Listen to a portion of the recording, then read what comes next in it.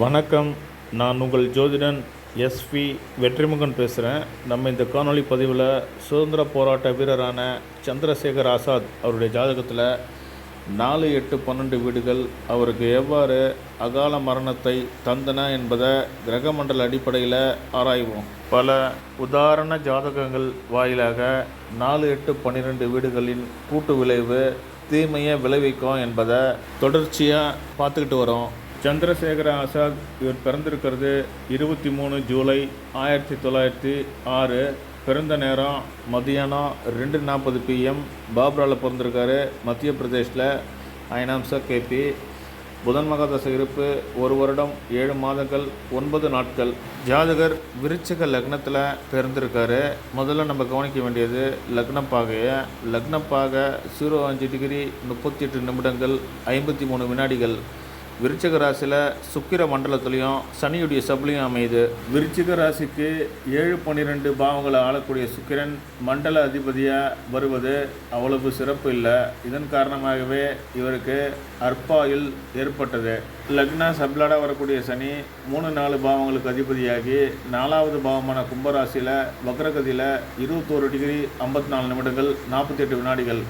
குருவுடைய மண்டலம் ஏறி இருக்காரு. குரு 2-5க்கு அதிபதியாகி சண்டையை குறிக்கக்கூடிய 8வது பாவத்தில் இருக்கார். ஜாதகர் கட்டுமஸ்தான உடல் வாக்கு கொண்டவர். லக்னா சப்லாடான சனி குருவுடைய மண்டலம் இருக்கார். குரு சண்டை போராட்ட குணத்தை குறிக்கக்கூடிய 8வது பாவமான மிதுன ராசியில் அமர்ந்திருக்காரு. விருச்சக ராசியில் பிறந்த எல்லாருமே சண்டை கலையில் தேர்ந்தவங்களாக இருப்பாங்க. இதுக்கு காரணம் லக்னாதிபதியான செவ்வாய் 6வது பாவத்தையும் ஆள்வதாலையும், நுட்பங்களை தரக்கூடிய புதன் 8வது பாவமான சண்டையவும் 11வது பாவமான லாபஸ்தானத்தையும் ஆளுவதால் விருச்சக லக்னக்காரங்க சிறப்பாக உயிரை பணைய வைத்து சண்டை செய்யக்கூடியவங்க. லக்னாதிபதியான செவ்வாய் தைரியத்தையும் உடல் வலுவையும், 8ஆம் அதிபதியும் 11ஆம் அதிபதியுமான புதன் சண்டை கலையில் நிபுணத்துவத்தையும் தராரு. விருச்சக லக்னத்தில் பிறந்த ப்ரூஸ்லி எவராலையும் வெல்ல முடியாத சண்டைக்கலை நிபுணராக விளங்கியதை இந்த உலகமே அறியும். இவருடைய ஜாதகத்தில் கிரகங்கள் இருக்கக்கூடிய டிகிரி அமைப்பை அடிப்படையாக கொண்டு மண்டல உபமண்டல பிரிவுகளையும் அதனுடைய குறிகாட்டிகளையும் சுருக்கமாக பார்ப்போம். சூரியன் இவருடைய ஜாதகத்தில் சூரியனுடைய சொந்த மண்டலத்திலையும் சந்திரனுடைய சப்லையும் இருக்கார்.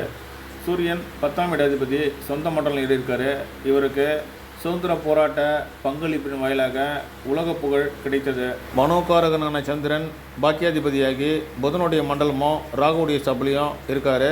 சந்திரன் 8ஆம் அதிபதியான புதனுடைய மண்டலத்தில் இருப்பதை அடிப்படையாக வைத்து ஜாதகர் ரிஸ்க் எடுத்து சண்டை போடக்கூடியவர்னு நம்மளால் வரையறை செய்ய முடியும். லக்னாதிபதியான செவ்வாய் சுக்கிரனுடைய மண்டலத்திலையும் ராகுடைய சபலியும் இருக்கார்.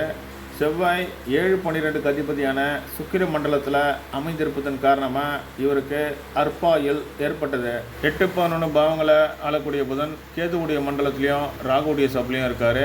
கேது இவருடைய ஜாதகத்தில் 3வது பாவத்தில் இருக்கார். 3வது பாவம் தைரியஸ்தானம். ஜாதகர் மிதமிஞ்சின தைரியசாலியாக விளங்கினார்.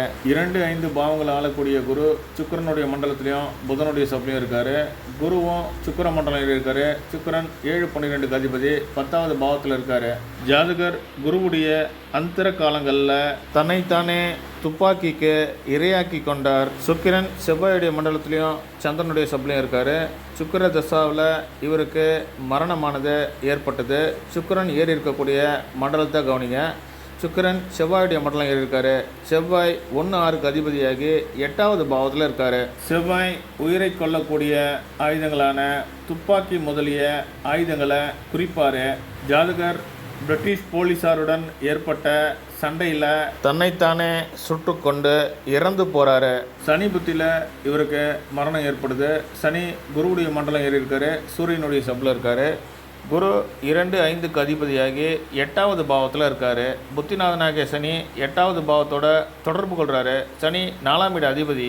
ராகு கேதுக்கள் ராகுவுடைய மண்டலத்திலையும் ராகுவுடைய சப்லையும் இருக்காங்க.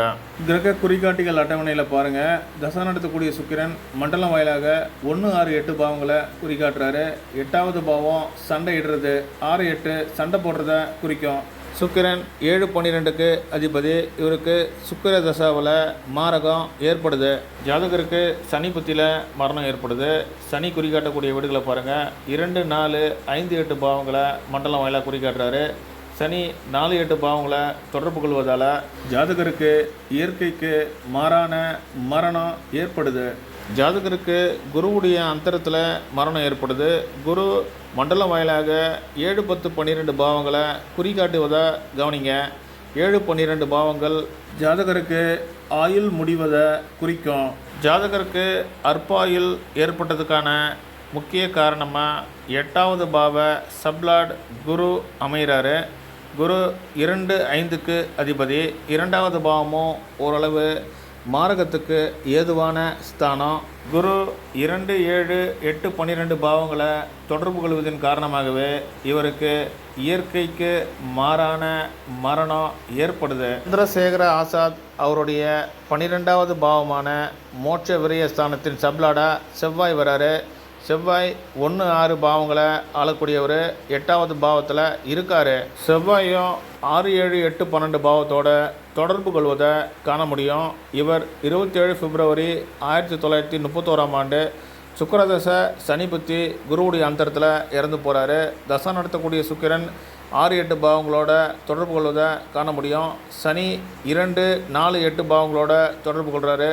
குரு 7, 12 பாவங்களோட தொடர்பு கொள்கிறாரு. 4, 8, 12 பாவ கூட்டு விளைவு துர்மரணத்தை ஏற்படுத்தும். மற்றொரு ஜோதிட காணொலியோடு உங்களை சந்திக்கிறேன். நன்றி, வணக்கம்.